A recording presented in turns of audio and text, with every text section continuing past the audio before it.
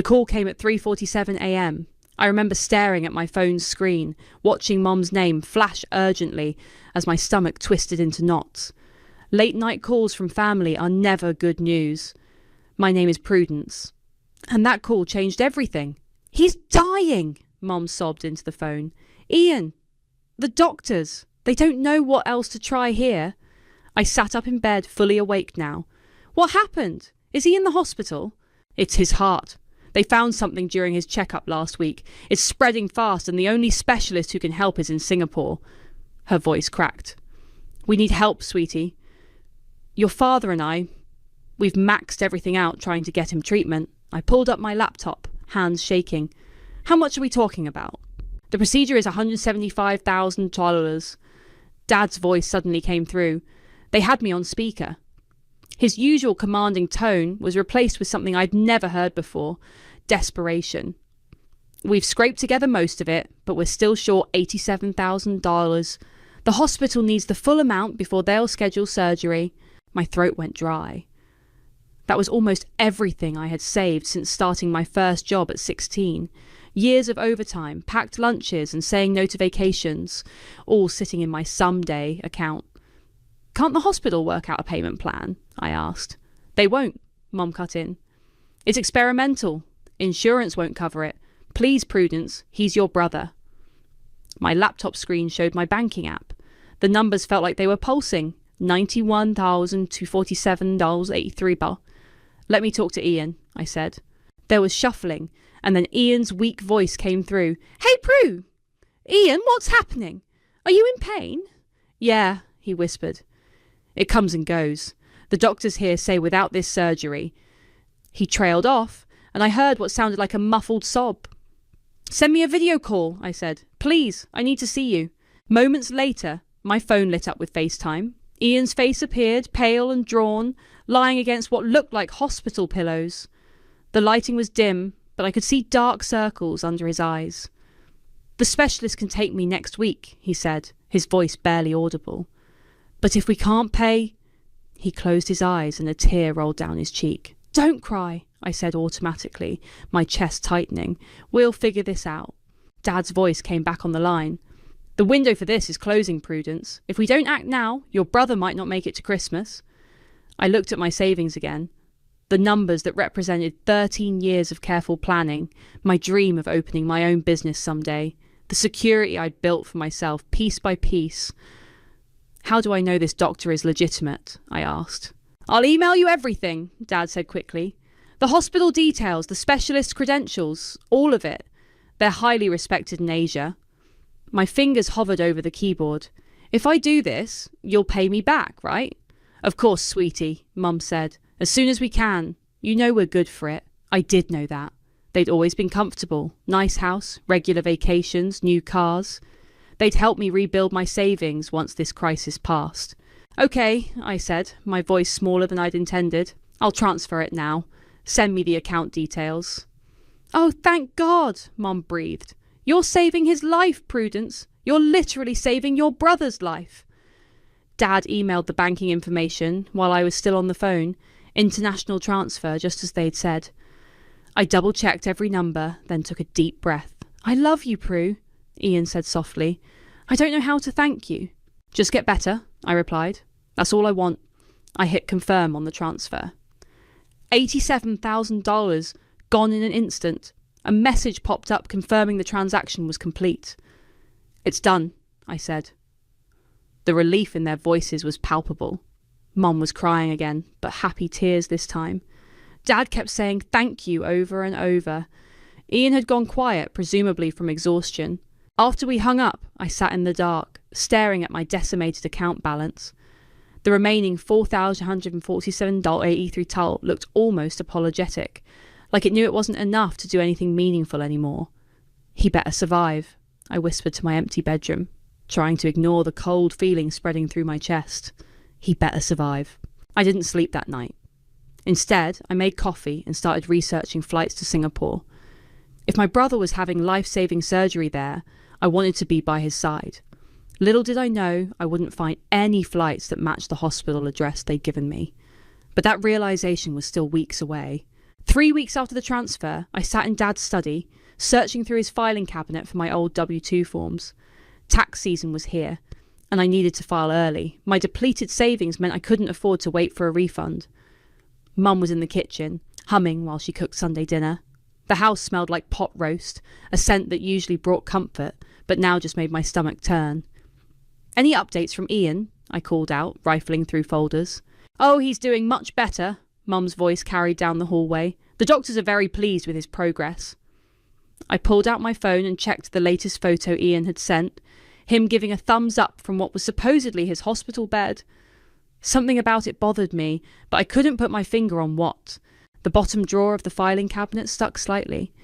As I yanked it open, a manila envelope slipped from between two folders and fell to the floor. It wasn't sealed properly, and several papers spilled out.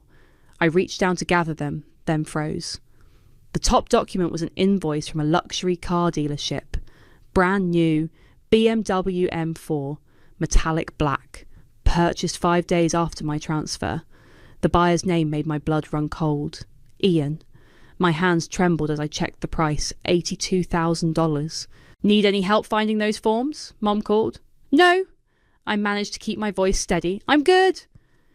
I quickly snapped photos of every page with my phone, then carefully returned them to the envelope. My heart was pounding so hard I could barely breathe. Back at my apartment that night, I pulled up Ian's hospital photo again. This time, I zoomed in on his sunglasses. The reflection showed palm trees and what looked suspiciously like a resort swimming pool. My phone buzzed with a text from Mum. "Ian's feeling stronger today. Doctor says he might come home earlier than expected. You're such a good sister." I didn't respond. Instead, I opened my laptop and started searching. The hospital name they had given me, nothing came up. The specialist credentials, dead ends. The phone number, disconnected. At 2 a.m, I found myself on Ian's Instagram, scrolling through archived posts. 3 weeks ago, he'd been too weak to use social media, but someone had liked a bunch of posts from a resort in Bali, same resort that appeared in his hospital photos. My phone rang, making me jump. It was Ian. "Hey sis," he sounded cheerful. Too cheerful for someone recovering from major heart surgery. "Just wanted to check in. You've been quiet lately." "How's the hospital food?" I asked casually. "Oh, you know, hospital food," he laughed nervously. "Pretty bland." "That's weird," I said, keeping my voice light, "because the resort you're at gets 5 stars for their cuisine on TripAdvisor." Silence. "Prue, I can explain." I hung up. Within seconds, my phone exploded with messages from Mum. Ian just called crying. "You're jumping to conclusions. We can explain everything. Please call us. Don't do anything rash." I turned my phone off and went to my closet. Behind my winter coats was a box of childhood memorabilia. Inside, I found my old bank book from when I was 16. I'd saved every birthday check, every babysitting dollar. The final balance showed $8,940. I logged into my bank's website and checked the historical records. 1 week after I'd turned 18, that account had been emptied. The reason listed: transfer authorised by Guardian. My laptop pinged with an email from Dad. "Prudence, let's discuss this like adults. Your mother is beside herself. Come over tomorrow and we'll explain everything. Family handles things privately. Dad." I opened Ian's hospital photo one more time. The timestamp caught my eye. It had been taken at 3:15 p.m. Bali time. I checked my bank records again. The $87,000 transfer had gone through at exactly 3:12 p.m. Bali time. 3 minutes. He'd waited 3 minutes after getting my money to take a poolside photo. My phone was still buzzing with messages when I turned it back on, but I ignored the family text and opened a different contact instead. Aunt Alexandra, Mum's estranged sister who'd been labelled the troublemaker years ago for accusing my parents of financial misconduct. "Hi, Aunt Alex," I typed, hands shaking. "I think I finally understand why you cut ties with the family. Can we meet?" Her response came immediately. "I've been waiting for this call for years. Coffee tomorrow?" I looked at the growing stack of evidence on my desk. The car invoice, the bank records, the photos. This wasn't just about my savings anymore. This was about years of lies. And I was done being the quiet, reliable daughter they could count on to bail them out. Aunt Alexandra was already waiting when I arrived at the coffee shop, her silver hair pulled back in a neat bun. She stood to hug me, and I caught a whiff of familiar lavender perfume, the same scent from childhood memories I'd almost forgotten. "You look exactly like your mother at your age," she said, then quickly added, "but I suspect you're made of stronger stuff." I pulled out my folder of evidence and spread it across the table. "Tell me everything," she sighed, stirring her coffee. "It started with your grandparents' retirement fund. Your father convinced them to invest in a can't-miss opportunity. Nearly $200,000. Gone. Did they report it? Your mother talked them out of it. Family loyalty above all else, right?" Her voice turned bitter. "When I threatened to go to the police, they turned the entire family against me, said I was jealous, unstable, trying to tear the family apart." I pulled up my banking app. "Look at this. My childhood savings, my graduation money, even my first car fund, all gone." Alexandra nodded grimly. "They've been practicing this playbook for decades. The fake medical emergencies are their specialty. 3 years ago, they pulled the same stunt with your cousin Rachel." "Rachel?" I remembered her. She'd stopped coming to family gatherings years ago. "How much?" $40,000. Same story. Ian needed emergency surgery. That time it was supposedly in Thailand. My hands shook as I opened my laptop. "Help me look through something." Together, we dug through social media posts, public records, and financial documents. A pattern emerged, clear as day, once you knew where to look. Every major family crisis coincided with a luxury purchase. Every emergency fund transfer was followed by vacations. Ian's social media was filled with photos at expensive resorts, always posted shortly after someone in the family had helped with his medical bills. "Here," Alexandra pointed to a photo from 3 years ago. "This is the same resort he's at now. They don't even bother changing their hiding spots." My phone buzzed. Another text from Mom. "Please come home. We're worried about you. Let's talk about this as a family." "They're scared," Alexandra said, reading my expression. "They know you have proof." I opened my email and found a message from Dad, sent at 3 a.m. "Prudence, your mother hasn't slept. This situation is getting out of hand. Whatever you think you've discovered, remember that family matters should stay private. We can work this out. Come home. We'll make it right. Dad." "Make it right?" I laughed hollowly. "They stole my entire future." Alexandra reached across the table and grabbed my hand. "No, they didn't. Your future is still yours, but only if you stop them now." I pulled up a spreadsheet I'd made the night before. "I've documented everything. The fake hospital, the car purchase, the resort bookings. Even found the friend who posed as a doctor during that late night call. He's an actor Ian knows from college." "What are you going to do?" I took a deep breath. "I need a lawyer. And then I'm going to the police." "They'll try to stop you," Alexandra warned. "They'll use every emotional weapon they have." As if on cue, my phone lit up with a photo from Ian, him looking sad in what was clearly his resort room, but with the curtains drawn to make it look more hospital-like. The caption read, "Miss you, sis. Why are you doing this to me?" I turned my phone off. "I have a friend," Alexandra said, pulling out her business card holder. "She's a lawyer who specialises in family financial fraud. She helped me years ago when I tried to protect your grandparents." She wrote a name and number on the back of a card. "Adeline Fisher, attorney at law." "There's something else you should know," Alexandra added quietly. "Your college fund, the one they said was wiped out in a market crash, they used it to pay for Ian's first year at that private university. When he dropped out, they kept the refund." The pieces clicked into place. Why I'd had to work full-time through community college. Why they'd discouraged me from applying to expensive schools. Why they'd insisted I was more practical than Ian.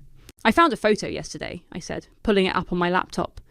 "From Ian's Instagram 3 years ago. He's at the same resort, same pool, same suite. They've been running this scam over and over." Alexandra squeezed my hand. "You're not alone this time. I'll help you end this." I gathered my evidence back into the folder, adding Alexandra's card. My phone had 37 missed calls and messages when I turned it back on. "They're going to say I'm betraying the family," I said. Alexandra stood up, straightening her jacket. "No, honey, they betrayed you. And it's time they learned that the quiet daughter they've been stealing from isn't so quiet anymore." I nodded. clutching my folder. I'm calling the lawyer today. Good, she said. Because something tells me Ian's miracle recovery is about to make headlines. The bank's fraud investigation department was housed in a sleek downtown building. I sat across from Jason Mills, watching him review my documents with increasing concern. This is, he paused, adjusting his tie, remarkably thorough. Most people don't document family fraud this extensively. I'm not most people, I replied, sliding another folder across his desk. And there's more. Someone's still trying to access my accounts. Jason clicked through his computer. Yes, I see multiple attempted withdrawals in the past week. All declined, thankfully. But they had your security questions right. Of course they did. They're my parents. He leaned forward. Ms. Prudence, I need to be clear. Family financial fraud is complicated. The courts often hesitate when it's parents involved. Are you sure you want to pursue this? I pulled up Ian's latest Instagram story on my phone. Him parasailing in Bali, posted just an hour ago. Pretty sure. All right. Jason started typing. I'm flagging all your accounts for enhanced security. We'll need statements from the last 7 years. Any communications about money and... My phone buzzed. Mum again. The neighbours saw you going into the bank. What are you doing? Please don't destroy this family. I turned the phone off. They're getting nervous, I said. Yesterday, Dad tried to access my investment account. This morning, Mum left a voicemail about adding me to their will, trying to make me feel guilty. Jason nodded grimly. Classic manipulation tactics. We see this a lot. The perpetrators often... A knock interrupted him. His secretary poked her head in. Sorry, but there's a Mr. and Mrs. Harvey insisting on seeing their daughter. They're in the lobby. My heart stopped. They followed me here? Jason pressed his intercom. Call security. Tell them we have unauthorised persons attempting to interfere with a fraud investigation. I peeked through the office blinds. Mum was crying dramatically in the lobby while Daud argued with the receptionist. Classic divide and conquer tactics. Mom playing victim while Dad intimidated. Back entrance? I asked. Jason nodded, gathering my files. Through here. I'll have an officer escort you to your car. As we slipped out the back, my phone vibrated with texts from Ian. They're crying because of you. How could you do this to them? We're your family. You're going to regret this. The security officer walked me to my car. As we turned the corner, I heard Mom's voice. Prudence, please, we can explain everything. I didn't look back. That evening, I met with Adeline, Alexandra's lawyer friend, in her office. She reviewed my evidence with a professional detachment until she reached the childhood account documents. This goes back further than you thought, she said, pulling out more papers. Your parents opened credit cards in your name when you were 16. They've been building this web for years. How did you find that? I ran a full credit check. There's a history of accounts opened and closed, loans taken out and paid off, all using your social security number. My hands shook as I looked at the documents. That's identity theft. Yes. Adeline's voice was firm. And it's prosecutable. My phone lit up with an email from Dad. Your mother is in bed, sick with worry. If you continue this vindictive crusade, remember that you're not just hurting us, you're destroying our family's reputation. Every job application, every background check, every future relationship will show that you turned on your own parents. Is that what you want? Think carefully about your next move. Dad. Adeline read the email over my shoulder. They're escalating. We need to move faster. What's next? She opened her laptop. We file police reports tonight. Tomorrow we meet with the DA's office. I've already contacted the fraud division. They'll say I gave them the money willingly. Under false pretenses, using a documented pattern of deception, she started typing. Trust me, they won't expect their quiet daughter to have this much evidence. My phone buzzed again. A video call from Ian. I almost declined it, but something made me answer. Having fun in Bali? I asked before he could speak. His face fell. Prue, listen. No, you listen. That money was my future, my dreams, everything I worked for since I was 16. And you took it for a vacation and a BMW. We're family. Not anymore. I hung up and turned to Adeline. I want to press charges, all of them. She nodded, pulling out more forms.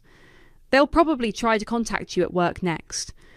We should talk to your employer's security. Already done. I managed a small smile. I learned to be thorough from watching them cover their tracks all these years. Good. Adeline started filling out police report forms.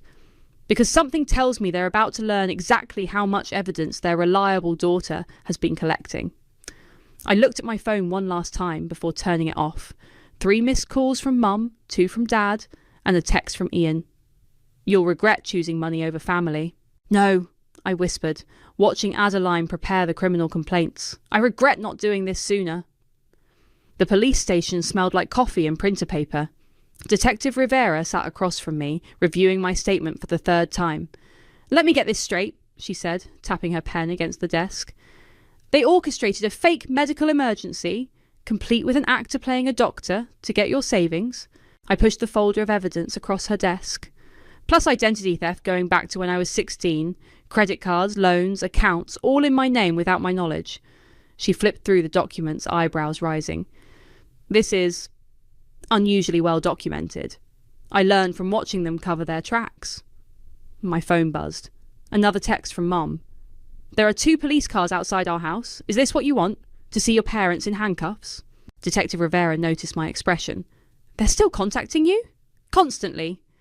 Dad showed up at my workplace yesterday. Security had to escort him out. She made a note. We'll add harassment to the charges. Now, about the BMW purchase. A commotion in the hallway interrupted us. I recognised Mum's voice immediately. That's my daughter in there. I have a right to see my daughter. Detective Rivera pressed a button on her desk. Officer, please remove Mrs. Harvey from the premises and remind her that attempting to interfere with a witness giving a statement is a criminal offence. I heard Mom's theatrical sobs fade away as they escorted her out. You okay? Detective Rivera asked. Better than okay, I replied, pulling out my laptop. I have something else to show you. I opened a folder labelled Family Finance Records and turned the screen toward her. Every transaction, every transfer, every fake emergency for the past 7 years, including what they did to my cousin Rachel. Her eyes widened as she scrolled through the spreadsheets. This is extensive. I'm not their first victim, I said, just the first one to fight back. Back at my apartment, I packed quickly and efficiently. 1 suitcase, 1 laptop bag, essential documents. Adeline had arranged a temporary place for me to stay, somewhere my family couldn't find me. My phone kept lighting up with messages. Mum. The police are taking your father's computer. How could you do this to us? Ian. They're freezing my accounts. I hope you're happy. Dad. You've destroyed this family. Was revenge worth it? I turned off my phone and slipped it into my bag. The new burner phone Adeline had given me felt strange in my pocket, but it was necessary. Alexandra arrived to drive me to my new location. You ready? Almost. I sat at my desk and opened my laptop one last time. The document I'd been working on was already open. The dutiful daughter files, a story of family financial fraud. I attached all the evidence, bank statements, photos, text messages, everything, and sent it to the email address Carmen Burton, an investigative journalist Alexandra had connected me with. It's done, I said, closing my laptop. Alexandra helped me carry my bags to her car. As we pulled away from my apartment, I saw Dad's car turning into the complex. We passed him without him recognising Alexandra's vehicle. They're panicking, Alexandra said, checking her rearview mirror. The police seized their computers this morning. Your mother's been calling everyone in the family playing victim. Let her, I replied. The evidence speaks for itself. We drove to a small cottage on the outskirts of town, a rental property owned by one of Adeline's clients.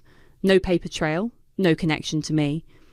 The police will need you to testify, Alexandra said as she helped me unpack. Are you ready for that? I've been ready since I found that car invoice. I pulled out my new phone. Any word from Jason at the bank? He called while you were at the police station. They found evidence of more fraud. Your parents tried to take out a home equity loan using forged documents in your name last week. I sat on the bed, letting that sink in. Even now, they're still trying to steal from me. Alexandra squeezed my shoulder. But they didn't expect you to fight back. They thought you were the safe one, the reliable one, the one who had always put family first.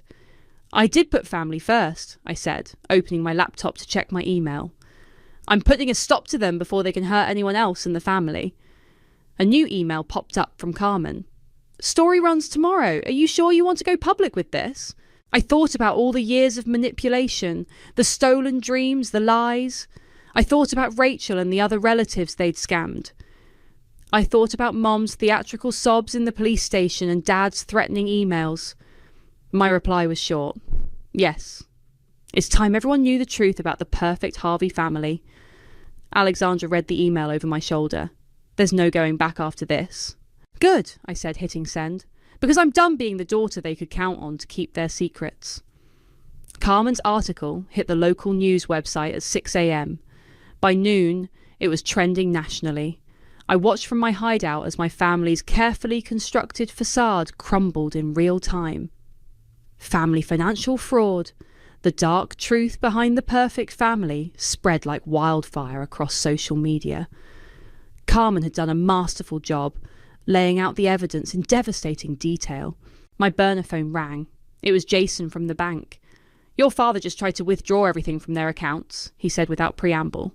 We stopped it, but he's threatening legal action against the bank. Let me guess. Mum was crying in the lobby. Actually, she's been calling our corporate office non-stop. Claims we're destroying her family by cooperating with police. I opened my laptop to check the news comments. People were coming forward with their own stories about my family. They did the same thing to me in 2019, Ian's emergency surgery in Thailand. I worked at their country club. They always had money for new cars, but couldn't pay their membership fees. Went to high school with Ian. He bragged about scamming his sister. My email inbox was flooding with messages from old acquaintances. Your mom borrowed $5,000 for Ian's medical treatment last year. Your dad convinced my parents to invest in a fake business venture. I saw Ian at a casino the day after his supposed surgery. Alexandra called next. Have you seen the morning news? Not yet. Turn it on. Now. I flipped to the local station. There was Mom, mascara running, clutching Dad's arm as they pushed through reporters outside their house. My daughter is mentally unstable, she sobbed into the microphones. She's always been jealous of her brother. This is a terrible misunderstanding. The camera cut to Ian, trying to hide his face as he rushed to his BMW. A reporter called out, Is it true you were in Bali, spending your sister's money, while claiming to need emergency surgery? My new phone buzzed with a text from Carmen. Police just froze all their assets. Your brother's trying to sell the BMW. I switched to social media. My anonymous blog post, The Dutiful Daughter Files, had gone viral. The comments were overwhelming. This happened to me too. My parents did the same thing. Thank you for speaking up. Detective Rivera called next. We've had 12 more people come forward with similar stories about your family. How far back do your records go? 7 years of detailed documentation, I replied. But Aunt Alexandra has evidence from before that. Good, because your father's trying to claim all the transfers were gifts. We'll need... She was interrupted by another call coming through, a number I recognised. I switched lines. Rachel. My cousin's voice was thick with emotion. I just read the article. I should have spoken up when they did it to me. Maybe if I had. It's not your fault, I said. They were good at making us feel powerless. They're telling everyone you're having a mental breakdown, that you've always been unstable, jealous, desperate for attention. I laughed bitterly. Let them. The evidence speaks for itself. My laptop pinged with a new email from Dad. You've destroyed everything we built. Your mother can't stop crying. The neighbours won't look at us. Ian's job is calling about his employment. Is this what you wanted? To tear apart your family? It's not too late to fix this. Call off the police. Tell them it was a misunderstanding. We can work this out privately, as a family. Don't make us do something we'll all regret. Dad. I forwarded the email to Detective Rivera with one line. Add witness intimidation to the charges. Alexandra texted, Turn on Channel 7. I did. There was Ian, cornered by reporters outside a luxury car dealership, trying to negotiate a quick sale of his BMW. The caption read, Brother and family fraud scandal attempting to liquidate assets. My phone lit up with a voicemail from Mum. How could you do this to us? We're your family. I played it for Carmen, who was working on a follow-up story. Her response was immediate. This is gold. Mind if I use it?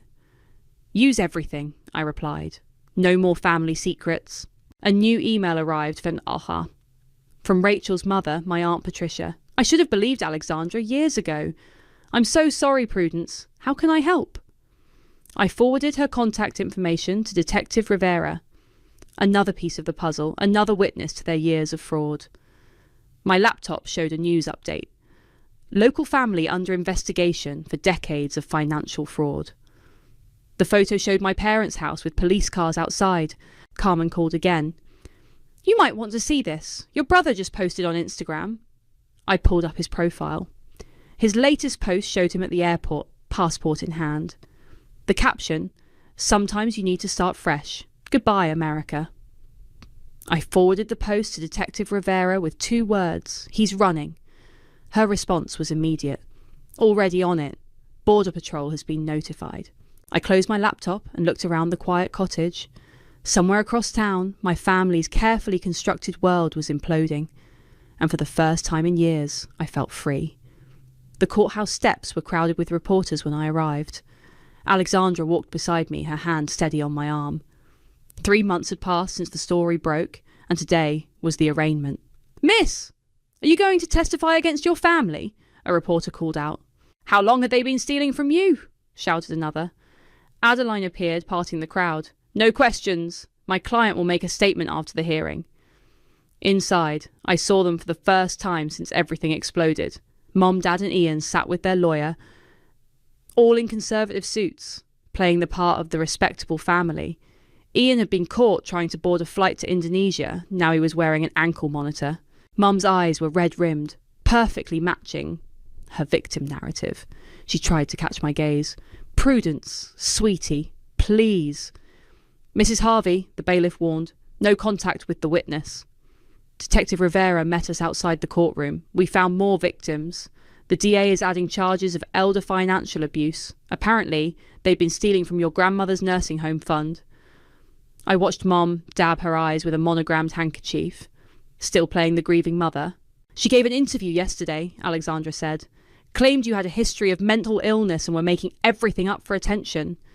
"The bank records say otherwise," Adeline added, opening her briefcase. Speaking of which, the forensic accountants finished their report. The total amount they've stolen over the years. She handed me a document. I stared at the number. $847,000. "That's just what we can prove," Detective Rivera said. "There's probably more." The judge called the court to order. I sat in the front row, watching as the charges were read. Multiple counts of fraud. Identity theft. Elder financial abuse. Witness intimidation. Dad's lawyer entered their pleas. "Not guilty, Your Honour." Mum turned around, mouthing "please, baby" at me. I stared straight ahead. The prosecutor stood. "Your Honour, we have evidence the defendants are still attempting to access frozen accounts and contact witnesses.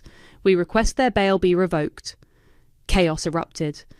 Mum began sobbing dramatically. Dad's face turned red as he argued with his lawyer.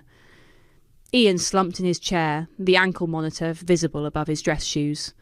"Order!" The judge banged his gavel. "Bail is revoked. Deputies, take the defendants into custody." As they led my family away, Dad looked back at me. "This isn't what family does, Prudence." "You're right," I replied, loud enough for everyone to hear. "Family doesn't steal from family." Outside, Carmen was waiting with more news. "Your blog has gone viral internationally. People are sharing similar stories from all over. You've started a movement." My phone buzzed with a text from Jason. "Bank's fraud department found more accounts. They were stealing from your college fund even before you were 18.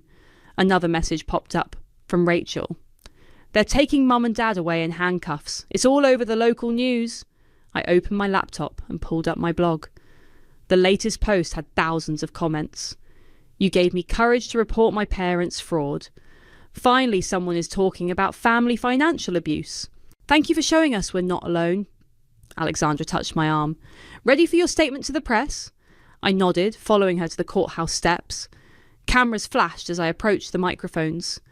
"My name is Prudence," I began, "and I'm here to tell you about what happens when family loyalty becomes a weapon." The story spread like wildfire. By evening, national news networks were covering it. My parents' mugshots appeared on screen as anchors discussed family financial abuse. Back at the safe house, I received an email from Dad's sister, my Aunt Margaret. I should have spoken up years ago. They did the same thing to me in 2015. I have records. Tell me how I can help. Another victim. Another piece of evidence. My phone rang. It was Detective Rivera. We found offshore accounts. Your father had been funneling money for years. The FBI is getting involved. I looked at my laptop screen, at the growing movement my story had sparked. The latest blog post title read, "The Dutiful Daughter Files Breaking the Silence on Family Financial Abuse." Alexandra brought dinner and sat with me. "How are you holding up?" "I keep thinking about Mom's performance in court," I said. "The tears, the dramatic pleas, she's still trying to manipulate everyone." "But it's not working anymore," Alexandra replied. "You broke their power when you broke your silence." My new phone buzzed with a message from Carmen. Tomorrow's headline: Family Fraud Ring Exposed. How one daughter's stand revealed decades of deception. I closed my eyes, remembering that late-night call about Ian's emergency surgery. How far away that felt now. "They never thought I'd fight back," I said quietly. Alexandra squeezed my hand. That was their biggest mistake. Outside, reporters were still camped out, waiting for more statements. Inside, I was finally free from the weight of family secrets. And somewhere in the county jail, my parents were learning that their perfect, quiet daughter had found her voice. The verdict came down like thunder in the packed courtroom. Guilty on all counts. Mum collapsed into theatrical sobs. Dad stared straight ahead, jaw clenched. Ian's ankle monitor beeped as he shifted nervously in his seat. "The defendants will remain in custody until sentencing," the judge continued. "Given the severity and duration of these crimes, this court intends to impose the maximum penalties allowed by law." I sat between Alexandra and Adeline, watching my family's carefully constructed facade finally shatter completely. The prosecution had presented a devastating case. Hundreds of documents, dozens of witnesses, years of systematic fraud exposed. Detective Rivera leaned forward from the row behind me. "They found more offshore accounts this morning. The restitution order will be substantial." Outside the courthouse, Carmen waited with updates. "Your story has sparked legislative changes. 3 states are now proposing stronger laws against family financial abuse." The Dutiful Daughter Files had become more than just my story. It was a movement, a voice for countless silent victims. My inbox was filled with messages. "Your courage helped me confront my own family's fraud." "I finally reported my parents after reading your blog." "You showed me I wasn't crazy or ungrateful for speaking up." Rachel appeared through the crowd, hugging me tight. "They're talking plea deals now. Mum and Dad are ready to testify about all the other scams." My phone buzzed. A message from Jason at the bank. "Final forensic report complete. Total fraud amount, $1.2 million over 15 years. Recovery process starting." Adeline touched my arm. "Ready for the press conference?" I nodded. Approaching the microphones? Cameras flashed as I began. "Today isn't about revenge. It's about truth. It's about saying that family loyalty shouldn't mean silent suffering. It's about breaking the cycle of abuse that hides behind the word family." A reporter raised her hand. "Your mother claims you've destroyed the family. Your response?" "They destroyed the family when they chose fraud over love. I'm just refusing to be their victim anymore." Back at my apartment, my real apartment, no more hiding, Alexandra helped me sort through letters from supporters. A thick envelope caught my eye, documentation from the FBI about more victims, more schemes, more lies unravelling. "They found evidence going back 20 years, Alexandra said. "Your parents had been doing this long before you were born." My phone rang, Detective Rivera again. "Ian's lawyer is offering a full confession in exchange for a lighter sentence. He wants to meet." I thought about my brother, the golden child who'd spent my savings on cars and vacations. "No deals. Let him face the consequences." Carmen called next. "Major publisher wants to turn your blog into a book. They're calling it Breaking the Family Fraud Chain." I opened my laptop, scrolling through the latest comments on my blog. "You gave me strength to press charges against my own parents. Finally, someone understands what financial abuse does to a family. Your story saved me from giving away my retirement to help my children." A new email arrived from Dad. "You've won. We're ruined. I hope you're satisfied. Dad." I forwarded it to Detective Rivera with one line. "Add it to the evidence file." Alexandra brought coffee and sat beside me.